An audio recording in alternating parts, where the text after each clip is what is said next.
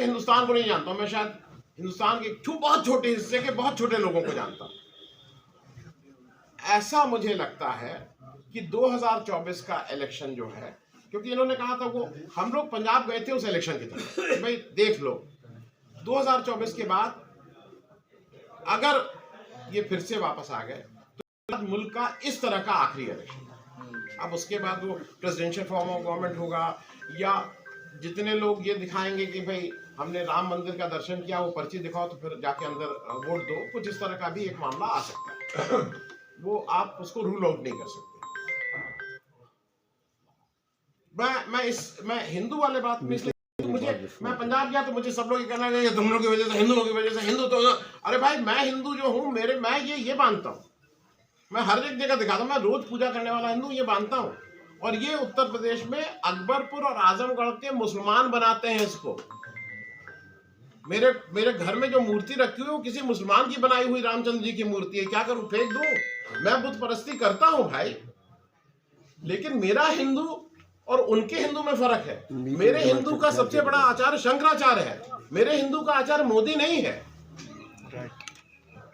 तो मतलब ये मुश्किल क्या हो गई कि आज हिंदू का आचार्य मोदी जी हो गए, शंकराचार्य को उन्होंने कहा कि ये पॉलिटिकल आदमी है। आज किसी ने मेरे ही साथ कहा, उन्होंने कहा अब मोदी जी को सब कह रहे हैं मोदी जी शंकराचार्य, और जो शंकराचार्य वो पॉलिटिकल स्टेटमेंट दे रहे हैं। चलिए भाई, मैं एक जो इंपॉर्टेंट बात थी, जो दो बातें मैं कह के खत्म कर रहा हूं, जो आप लोगों से मुझे चाहिए। एक तो मुझे ये आंसर चाहिए, और बिल्कुल ठीक से दुरुस्त आंसर चाहिए, अभी नहीं, लिख के हम लोग बात कर सकते हैं, अगले 10 मिनट बैठ के बात सकते हैं, इस फोरम पे इसके बात करें, क्योंकि वो वहां एक चीज बार बार वो ट्रम्प कार्ड की तरह यूज करते हैं कि कश्मीर पंडितों के, कश्मीर पंडित, आप कुछ बात करिए कश्मीर की, वो कश्मीर पंडित की बात बीच में ले आते हैं। मैं उस कश्मीर की बातों का कुछ चीजों को मैं भी जानता इसलिए हूं कि मैं जॉर्ज फर्नांडिस साहब के साथ एक लंबे समय तक रहा। मैंने अपनी नौकरी छोड़ी, फिर उसमें रहा, फिर उनकी पार्टी का जनरल सेक्रेटरी रहा, अब वो सब छोड़ दिया, केवल मीडिया जर्नलिस्ट हूँ, वो नहीं करता हूँ।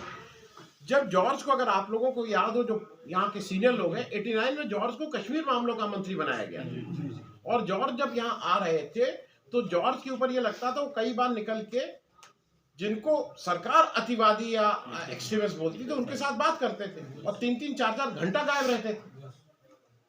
उन्होंने कितना अचीव किया था, कितना नहीं किया। जॉर्ज ने अपने घर पे, मैं जॉर्ज इसलिए बोलता हूँ कि लोग उनको जॉर्ज साहब ही वैसे बोलना चाहिए, मैं जॉर्ज साहब इसलिए बोल रहा हूँ, उन्होंने अपने घर में बर्मा के जो क्रांतिकारी ग्रुप था उनका दफ्तर वहां दिए हुए थे, तिब्बत के लोगों को दफ्तर दिए हुए थे।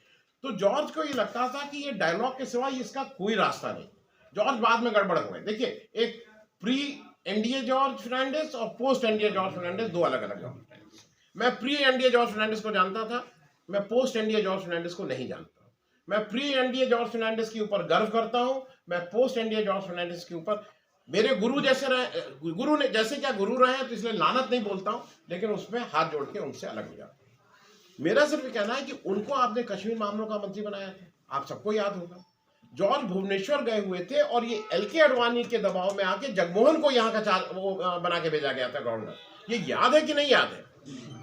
मैं इसलिए, तो मुझे एक मुकम्मल इसका ऐसा जवाब, जो जिसको कहते हैं ना कि कोर्ट में बिल्कुल फूल प्रूफ, मुझे आपसे आग्रह होगा कि अगर आप इसको एक मुझे भी ब्रीफ करें, मेरे 4-6 लोगों को ब्रीफ करें, क्योंकि आपका वकील मैं वहां रहता हूं, और जब वकील को ये वाला मामला आप ठीक से मुझे दे देंगे तो मुझे इसके बारे में बात करना, क्योंकि बाकी सब ठीक रहता है, लेकिन यहाँ पे लाके आपको करते हैं, तो फिर मैं जॉर्ज फर्नांडिस, जगमोहन, ये सब तो करता हूं, लेकिन वो बात में उतना दम नहीं रह जाता। तो अगर इसका आप एक ठीक से जवाब, जो आज के प्रेजेंट सिचुएशन में, क्योंकि 2019 और आज में भी बहुत फर्क हो गया, उस पर एक जवाब चाहिए।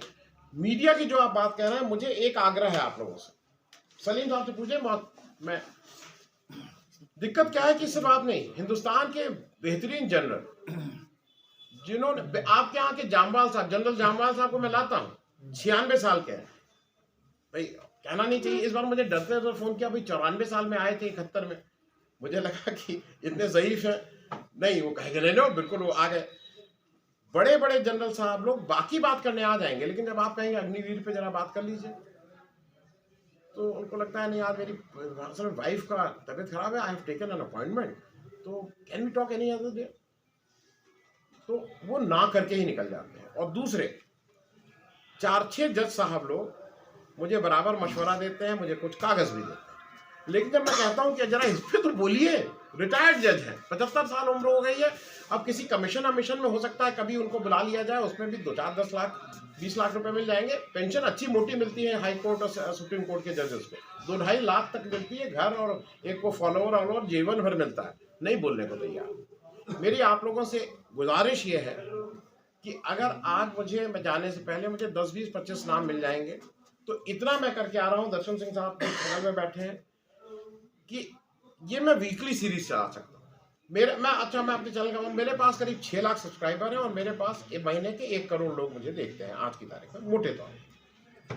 तो मुझे लगता है 10-20 हज़ार लोग देखते हैं। लेकिन मुझे क्या है कि मैं सलीमी साहब को बार बार लाता हूँ, मैं शेख साहब, मेरे पास 2 ही लोग हैं कश्मीर से।